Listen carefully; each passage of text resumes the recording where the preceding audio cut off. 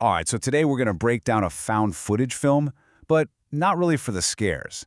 Instead, we're going to look at it as this fascinating and honestly kind of chilling case study of how a story gets manufactured, manipulated, and then sold to a world that's just starving for content.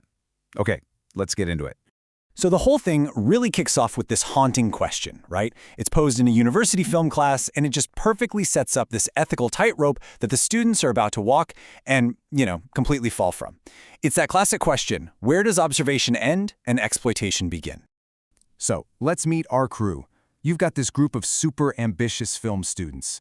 The one leading the charge is the director, Zach. He's intense, he's driven.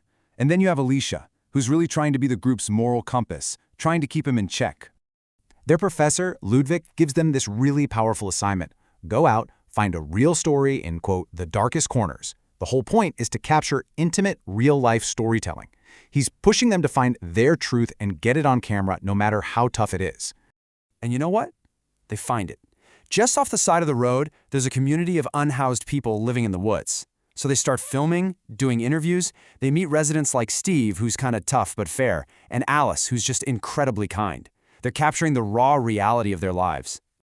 But what starts out as just observation, well, it pretty quickly starts to feel like something else entirely. The whole dynamic in the crew starts to crack, and it's all being fueled by Zach's ambition. He just keeps pushing for more shocking, more extreme footage. And this right here is where the main conflict really blows up. Zach wants to make everything look dark and ominous, for maximum impact.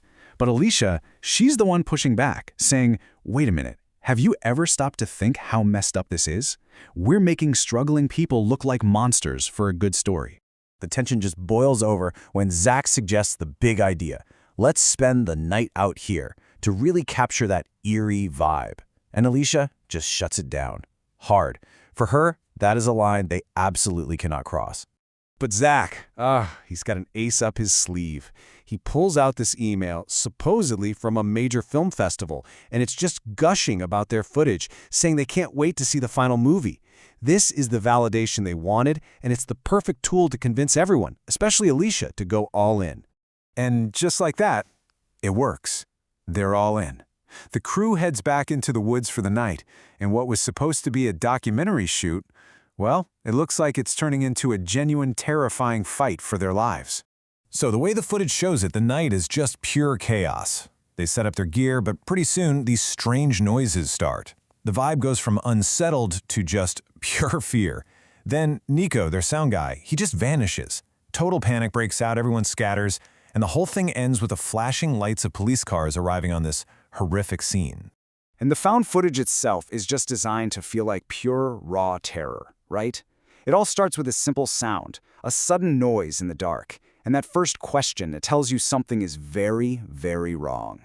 And that confusion, it just spirals straight into denial and disbelief. I mean, their friend is just gone. And the reality of the danger they're in starts to sink in. And this appears to be the tragic end of it all. A frantic 911 call, a first responder showing up to, well, a bloodbath. It looks for all the world like the student film project has ended in actual death. Okay, but now we are going to pull the curtain back. Because this is the exact point where everything you thought you just saw gets turned completely upside down. I mean, this is the big question, isn't it? What if the terror, the disappearances, the deaths, what if every single bit of it was just part of the show, a performance? So here's the truth. Zach had this whole thing planned from the beginning. This was never a documentary gone wrong. No, it was a scripted horror movie from day one. He hired actors, he staged all the violence, and he filmed his own friends' genuine reactions to sell the authenticity of the tragedy. I mean, just look at the difference between what it looked like and what was actually happening. The world saw a viral tragedy and ate it up, but behind the scenes, it was a cold, calculated production. Every single scream, every death, even that 911 call, it was all just another scene in his script. And that film festival email? The one that convinced everyone to spend that night in the woods? Yeah, completely fake. Zach wrote it himself. He manipulated his own friends into becoming the unwitting stars of his twisted little production. So, what happens after a lie that big? This is where the story gets really meta, because it stops being about just this film and it starts becoming a commentary on all of us, on our hunger for media and the totally blurred lines between what's real and what's entertainment. So you'd think they'd get in huge trouble, right? Nope. They become celebrities. Their film gets a massive streaming deal. They're walking red carpets. Even the local police officer, Hodges, cashes in. He launches a super popular true crime podcast off the back of the so-called tragedy. The lie didn't just work, it paid off. Big time. And get this, here they are at their own premiere, publicly mourning their lost friends. You know, the friends who are very much alive and probably cashing their own checks. They are playing the part of grieving survivors to the hilt, selling the lie one more time for the cameras.